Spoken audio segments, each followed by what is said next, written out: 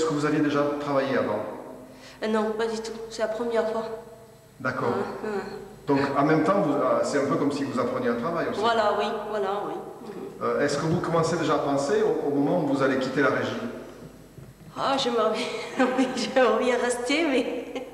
Il y a plus de CDD, CDI, il y en a 2. CEC, il y en a 2. Il y a des CS, publics dispositifs érémistes. Sinon, il y a des CEC, il y a des contrats de droit commun, il y a des 30 heures, il y a des 15 heures, 35 heures. Voilà, et on a les chantiers d'insertion, c'est-à-dire, bon, c'est à la mairie d'Arles, c'est les chantiers d'insertion, c'est-à-dire monuments historiques. On a mis en place il y a 1 an un chantier d'insertion sur les monuments historiques, donc là où on est, et avec des CES, mais il nous a paru assez vite que d'une part, ce type de dispositif et ce type de contrat ne pouvait durer qu'un temps, parce qu'il fallait passer à autre chose après, quoi, de plus conséquent en termes d'emploi et de satisfaisant pour les personnes. Donc on a tout fait au cours d'année, depuis le début janvier, pour essayer de faire passer cette activité de chantier d'insertion en droit commun. Et donc on a négocié avec la ville d'Arles qui nous a fait un contrat, un marché sur l'article 30 quoi, pour faire cette prestation, ce qui fait que là tous les CES changent et passent sur des postes entreprises d'insertion. On est à 85% en CDI chez nous. C'est parce qu'il y a cette vraie, on a senti que c'était une vraie demande et un vrai souhait. C'est quand même beaucoup plus intéressant d'offrir un contrat à durée indéterminée à quelqu'un qui n'a jamais souvent connu autre chose que la précarité des CDD. Et d'autre part, tous nos salariés sont dans des activités de médiation. Je dirais, quand nos femmes de ménage ou d'entretien font de l'entretien, elles font aussi de la médiation avec d'autres habitants. Elles rencontrent des habitants. Et le fait de réconforter leur position, bah, ça leur donne quand même une parole qui a quand même un sens différent, quoi. Quelqu'un qui est précaire et qui parle à un autre précaire, bah, je sais pas, ça donne les résultats qu'on sait. Si on multiplie les CDD, on multiplie les raisons de lien social. On multiplie les implications, parce qu'il y a le fils de un tel, le cousin, l'oncle, le copain de l'ami, etc. Et donc ce quartier devient impliqué, mais de manière homéopathique, presque invisible, dans cette dynamique de lien social, dans cette dynamique de propreté qui va générer du lien social. En fait, moi, j'ai eu des enfants, quoi. Et je trouvais plus de travail comme j'avais pas le permis, quoi. Ou ils me demandaient le permis, ou ils me demandaient avec la voiture, quoi. Et c'était pas possible, quoi. Donc là, je suis en train de passer le permis, mais pendant ce temps, la régie, elle me prend pendant 8 mois, là.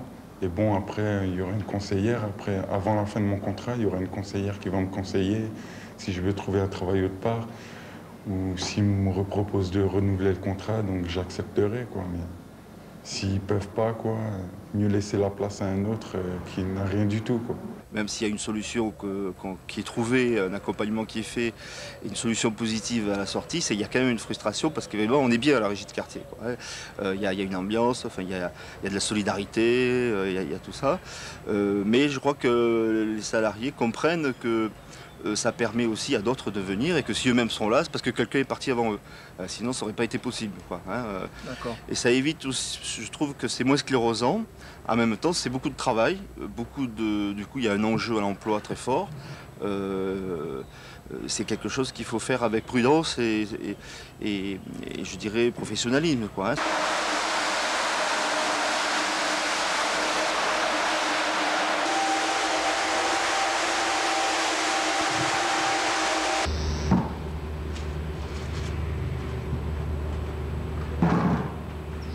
Au départ, j'ai pas compris. Et après, j'ai dit, ouais, elle est faite pour ça, c'est pas une entreprise. Et après, on l'accepte, ça fait mal, c'est sûrement que ça fait mal, parce qu'on attend un boulot, faire un boulot, ça fait mal, c'est tout à fait normal. Mais après, quand on le comprend, bon, oui, c'est vrai, il n'y a pas que moi. Et c'est comme ça, et c'est bien, ça fait tourner les jeunes, et c'est très bien. Premier contrat, j'ai fait 1 an, et là, je suis encore pour 1 an. Femme de ménage dans les bâtiments. Les WC pour les monuments historiques et la piscine. C'est 6 mois et 6 mois renouvelables après. Des contrats CDD. L'intérêt de la régie, c'est qu'on se préoccupe des gens du quartier. Alors il y a des gens qui peuvent effectivement faire un passage, court, moyen, long, et d'autres qui peuvent pas s'investir dans l'entreprise, mais nous on peut continuer à travailler avec eux. Donc, Lydie, elle en parle, elle a quelques problèmes médicaux, donc l'entreprise ne va pas l'accepter. Mais par contre, ici, elle fait bien son travail, elle fait même très bien son travail, donc on peut continuer avec elle. Ok, donc ça fait combien de temps, Lydie, donc la régie 10 ans. 10 ans. Depuis le mois de mai 92. On travaille aussi avec des partenaires comme le PLI, hein, dont c'est l'objet. Nous, on essaie au maximum de faire en sorte que les gens s'inscrivent dans le cadre du PLI. Alors, il y a un ensemble, nous, on fait ce travail en interne, mais il y a aussi des partenaires hein, autour qui sont sur cette logique-là. Au sein de la régie, la formation, c'est l'équivalent de 10% du temps plein. Le salarié est un projet. Donc ça veut dire qu'il est chez nous dans le cadre d'une perspective. Il n'est pas là pour... Alors ça peut être difficile à exprimer, ça va prendre le temps. Eh bien on va prendre le temps avec lui d'arriver à quelque chose qu'on va exprimer. Mais quand il est embauché sur un projet, sur quelque chose qu'on va faire ensemble. On est souvent obligé effectivement d'avoir recours pour avoir des financements, des aides, pour avoir des postes d'accompagnateurs, etc.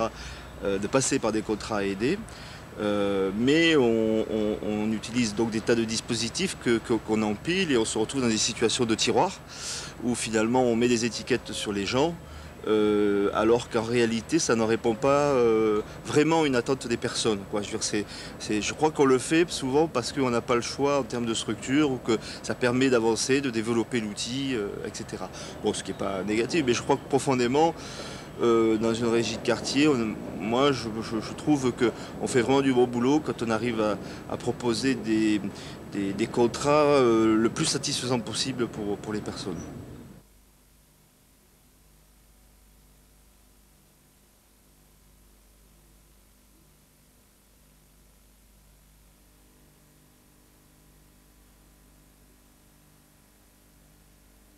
Les gens dans le quartier, je ne peux pas tous les mettre. D'accord ? Ils vont se regrouper. D'accord ? Et une des manières qui permet le regroupement sur un but commun qui peut être celle du bien-être, par exemple, des habitants, ou de l'amélioration de ce bien-être, de s'exprimer dessus et de pouvoir agir dessus, c'est la structure associative. Les gens qui sont au Sénat, ce sont massivement des gens du quartier à la régie à l'Argonne. Ce sont des gens qui travaillent dans les associations du quartier, ce sont les habitants, c'est l'office d'HLM, l'antenne de l'Argonne, c'est tout le réseau éducatif, les éducateurs de quartier, etc. Les bailleurs disent ok, on est avec vous, on vous donne des marchés, on est partie prenante, on mutualise ensemble les organisations, mais on n'est pas au côté de l'administration. C'est simplement que l'état de fonctionnement des régies des bailleurs sur Arles ne permet pas une décision politique de cet ordre-là. Mais ça n'empêche pas que ça avance par ailleurs. C'est ça qu'il faut voir, avant tout. C'est quelle est la qualité de ce partenariat, même si, du point de vue institutionnel, ils ne sont pas à l'endroit où on pourrait les attendre. Quand je suis au conseil en tant que délégué au personnel, je suis habitant et salarié, les deux en même temps, quoi. Délégué ou même. Délégué, je suis les deux, quoi. Voilà. Je ne peux pas être que un. C'est le plaisir de faire remonter tous les problèmes, tous les besoins des gens qui entourent, soit les gens du quartier, soit les employés, aux responsables, c'est-à-dire les... Non, je réagis en tant qu'habitant, c'est les besoins des habitants, les problèmes qu'on rencontre. Je veux dire qu'il y a un problème le week-end, tout de suite j'en réfère au bureau. Tiens, il y a eu tel problème ce week-end. Alors ils me disent pourquoi. Je dis parce qu'il y a ça, il y a eu ça, il y a eu ça. La participation des habitants est quelque chose qui nous préoccupe. Et quand je dis qu'aujourd'hui on a moins de participation qu'avant, on a toujours un conseil d'administration qui se renouvelle, on n'a pas de difficulté, on a toujours des clients, comme vous dites, on a toujours des salariés, on n'a pas de difficulté à en trouver. Par contre, on n'a pas autour cette force concentrée au moment de la création ou sur certains problèmes particuliers ou sur certaines choses qu'on a montées, souvent contre la mairie, le bailleur, choses de ce type-là. Mais quand on travaille avec, c'est vrai que là, la participation est un peu plus complexe. Moi, je pense que c'est très important que les habitants continuent à être actifs, porteurs, demandeurs, et ne baissent pas les bras une fois que le truc est mis en place. Mais ça, il faut le relancer sans arrêt. Cette participation des habitants, elle n'est jamais acquise Et on a fait l'expérience qu'à des moments, les gens sont plus là, quoi, suivent plus. La régie, il y a des choses aussi techniques, des fois auxquelles les gens ont un peu peur, ou soit se disent, bon voilà, soit je ne vais pas comprendre un certain nombre de choses, et ce qui font qu'ils ne se mettent pas en avant forcément. Mais c'est pas trop aux habitants qui manquent dans le conseil d'administration, c'est plutôt soit aux élus à la fois de la ville, ou soit les élus des bailleurs, qui soit désertent un certain nombre de réunions du conseil d'administration qui font qu'à un moment donné, ça va pas trop. La grande partie des salariés sont des habitants. C'est quand même... on ne peut pas les évacuer aussi rapidement que ça. Donc ça... après, de la pertinence du CA, une bonne partie des gens qui sont au CA sont dans les associations, sont des représentants de quartier. Maintenant, quant à la représentativité de l'habitant, le vrai habitant, j'ai toujours du mal. La représentativité, moi je dis, parfois lorsqu'il y a un problème, il y a eu un incendie et tout, les gens se sensibilisent autour de ça. Mais ce n'est que temporaire. Si on les convoque, il y a 10, 15, 20 personnes, mais ce n'est que temporaire. Une fois le problème dépassé, ils ne reviennent pas. Donc ils agissent par un coup. Et mon rôle, justement, c'est de créer autour de la fête de quartier, par exemple, montrer qui sont les gens de la régie, que fait le bailleur, qui sont les associations qui sont implantées dans le quartier. Et ce lien, cette communication, on peut savoir ce que veulent les habitants. Parce que pour une démocratie, on parle de démocratie locale, c'est bien de tenir compte de l'avis des habitants. Leur quartier bougera quand ils bougeront. Hein, ils sont tous acteurs de leur quartier. Alors c'est difficile à leur expliquer, mais notre rôle, c'est sur des actions précises, souvent très humbles, très modestes, c'est de leur montrer que parfois un certain nombre de choses peuvent bouger simplement parce qu'ils sont impliqués, parce qu'ils ont envie de s'impliquer. Ici, sur la régie de quartier, ce n'est pas donner quelque chose comme un appât pour faire venir l'habitant au sein de la régie, c'est de quoi pouvons-nous nous saisir de l'habitant pour que la régie et l'habitant mutualisent des intérêts, des moyens, éventuellement. On n'est pas sur attirer, on est sur une réponse. Je pense que les habitants seraient heureux de constituer collectivement leur histoire avec « Je me souviens ». La parole d'Émile, la parole de Mustapha, la parole de Zeng Diongping, etc., qu'elles soient retransmises. Je pense que les gens comprendront et s'intéresseront à la régie de quartier si la régie de quartier s'intéresse à la place de leur banc. Est-ce que le banc est au bon endroit, tout simplement? C'est avec ça, et c'est pas pour les faire venir à la régie. La place des habitants dans la régie reflète la dynamique et le contact de la régie avec ses habitants.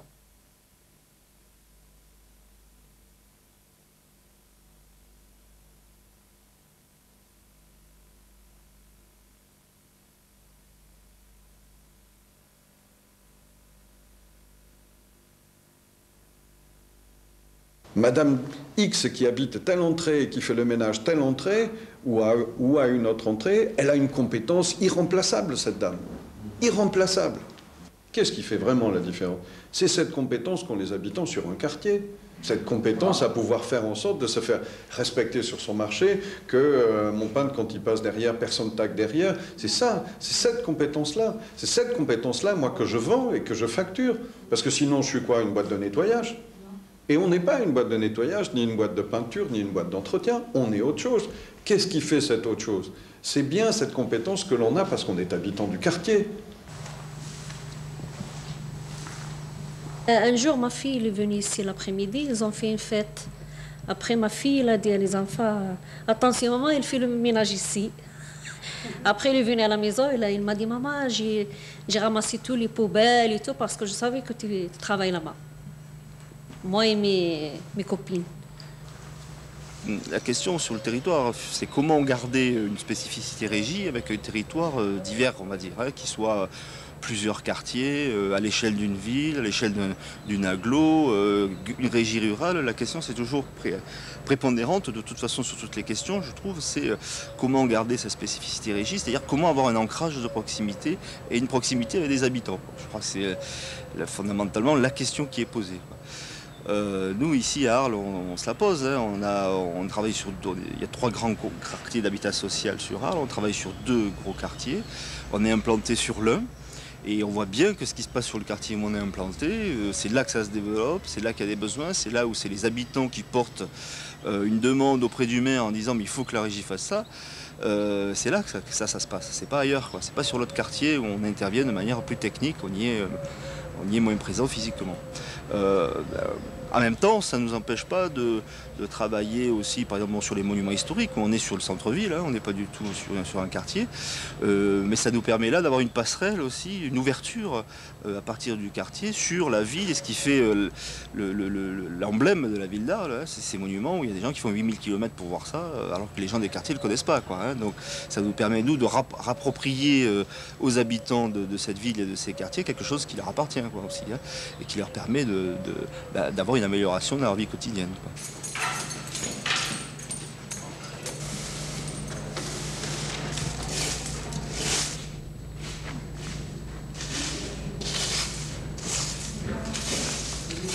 Élargir le territoire, c'est bien, mais si on veut rester pertinent, il faut que si on élargisse le territoire, on élargisse aussi les intervenants qui sont les partenaires qui s'associent au projet de régie de quartier.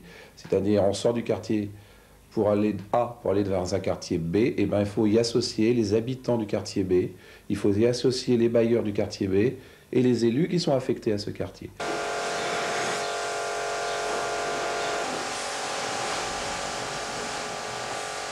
Notre régie qui s'appelle Regard se trouve sur Bariol. Bon, c'est un autre quartier.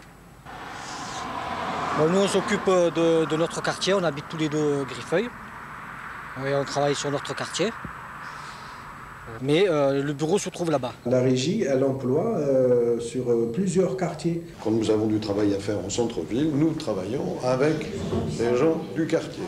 Ça montre aussi d'une certaine façon que les gens du quartier peuvent aussi avoir des activités et se faire regarder, je dirais, par les gens des centres-villes de façon un peu différente. Je crois que l'essentiel, c'est de savoir pourquoi on travaille, pourquoi on fait les choses et quelle est la priorité, quoi. C'est de ne pas perdre ça de vue, ça c'est important. Est-ce que ça, si nous on va faire cette activité d'espace vert à tel endroit alors que ce n'est pas dans notre quartier, qu'est-ce qu'on cherche à faire à travers ça, quoi ?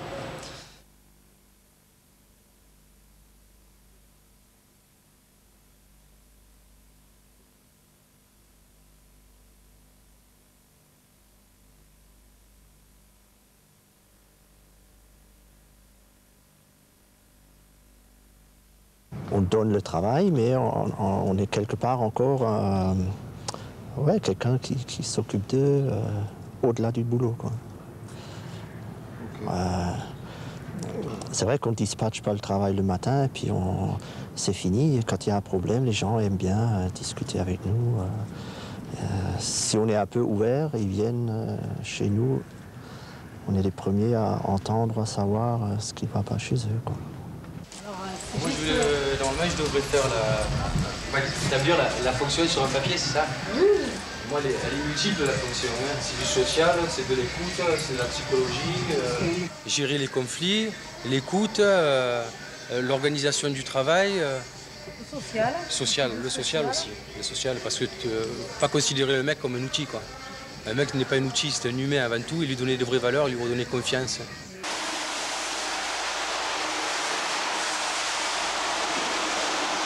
De toute manière, c'est pour nous une bouffée d'oxygène, comme je vous ai dit, ça nous permet de se mettre en contact du travail, parce qu'il faut reconnaître que, moi, personnellement, il y a 7 ans, 8 ans que je n'ai pas travaillé, quoi, et que c'est difficile de se remettre dans la vie active. Et ça nous permet donc de nous lancer, de voir d'autres perspectives, quoi. Je pense que c'est très convivial. C'est une petite communauté, c'est solidaire en fait. On est un groupe très uni, il y a une forte cohésion et il y a beaucoup d'échanges, il y a beaucoup on est libre de la parole. Il y a à la régie de quartier avec les salariés des réunions qui ont une qualité d'échange. À la régie de quartier, on s'en fout pas. On dit, tu vas laisser parler quelqu'un jusqu'au bout. Si tu es impatient, tu l'écris. sur ton petit papier, tu fais des petits dessins pour ton souvenir, mais on ne peut pas t'autoriser à couper la parole à quelqu'un. Le projet, il est soutenu, il se mène bien parce qu'il y a une cohésion, il y a une entente, que ce soit entre les habitants et les institutions et les bailleurs, qui est importante. Ça, et je ne dirais pas que c'est partout pareil, mais je crois que c'est une des raisons du succès. Si tu n'as pas un groupe avec une conscience politique du projet régie, alors de la même manière, on ne va pas arriver à convaincre un bailleur de travailler avec la régie. Ou un bailleur, il va retirer un marché pour des raisons tout à fait futiles et secondaires, sans qu'on ait la capacité d'aller le voir, de lui dire non, c'est pas comme ça que ça marche, nous on a besoin de ça pour telle raison, voilà le travail qu'on fait avec. C'est aussi... la différence, c'est qu'on n'agit pas en prestataire dans une régie. C'est-à-dire qu'on ne peut pas agir en prestataire. On doit avoir des partenaires. Et on doit avoir un projet avec des partenaires forts. Et il y a tout qui suit. C'est-à-dire il y a tout qui suit. Le marché, par exemple, quand on n'arrive pas à passer un marché article 30 avec un bailleur, qu'on n'arrive pas à le convaincre que nous, on travaille comme ça, c'est une difficulté. Alors ça arrive souvent, mais en même temps, ça veut dire que là, on n'arrive pas à vendre notre projet tel qu'il est. C'est-à-dire qu'on est pris pour autre chose que ce qu'on est. Et il y a des tas d'exemples comme ça. Donc vraiment, il faut arriver, moi je crois, et ça c'est vraiment le projet politique qui doit s'affirmer dans une régie et être fort. C'est avoir une conscience forte pour pouvoir défendre des points de vue. Le projet social, le projet politique d'une régie, c'est quoi?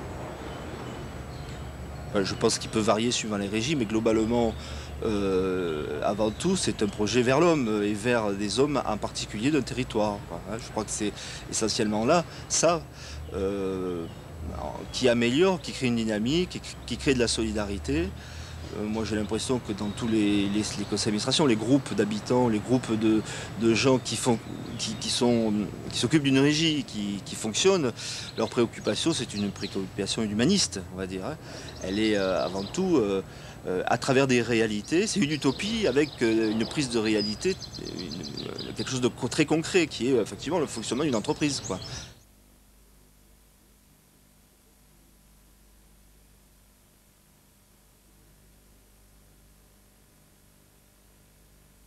Des objectifs principaux, c'est de connaître pour comprendre, et puis de connaître pour choisir son application. Lorsqu'on parlera de CNLRQ, on parlera aussi de tout ce qui est formation, publication du réseau. D'accord, il y aura un temps d'information spécifique, parce qu'il y a plein d'infos qui existent. Avant qu'on venait encadrant, on avait fait des stages acteurs, un peu partout dans toutes les villes de France. On a tourné dans les cités, on voyait la différence de travail que les femmes de ménage avaient à faire. On voyait un peu les problèmes qu'ils avaient, que nous on a. Chacun avait ses problèmes. Ailleurs, c'était peut-être pire. Ici, c'est...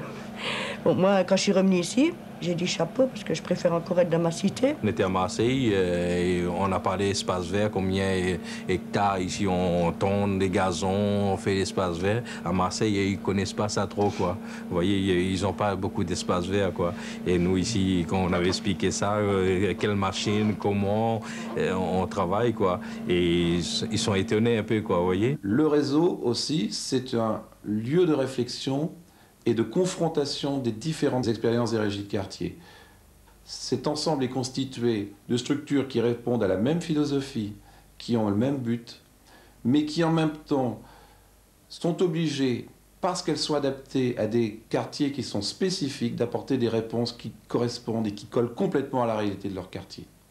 L'ensemble des régies font remonter leur expérience, ensuite tout ça est confronté et on sort, je dirais, des réflexions plus larges qui permettent d'orienter le côté politique des régies de quartier. Quand je dis politique, c'est-à-dire gestion de la cité.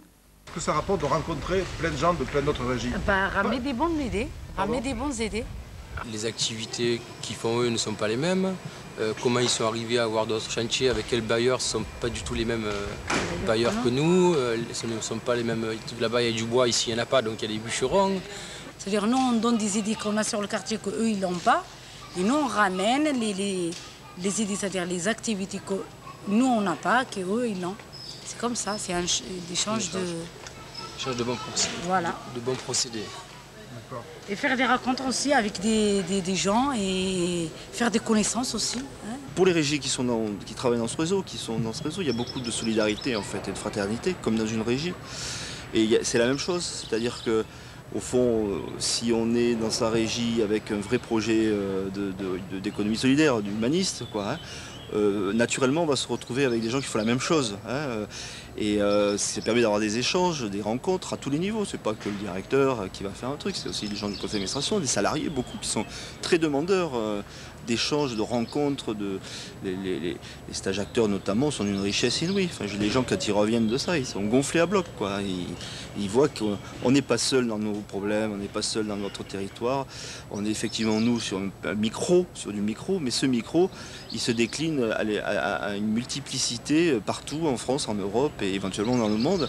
Et ça, c'est très important d'en avoir conscience, parce que c'est comme ça qu'on construit aussi une conscience, quoi.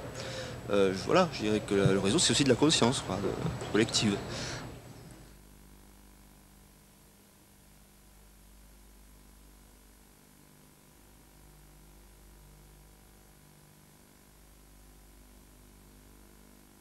Voilà, je dirais que le réseau, c'est aussi de la conscience, quoi, collective.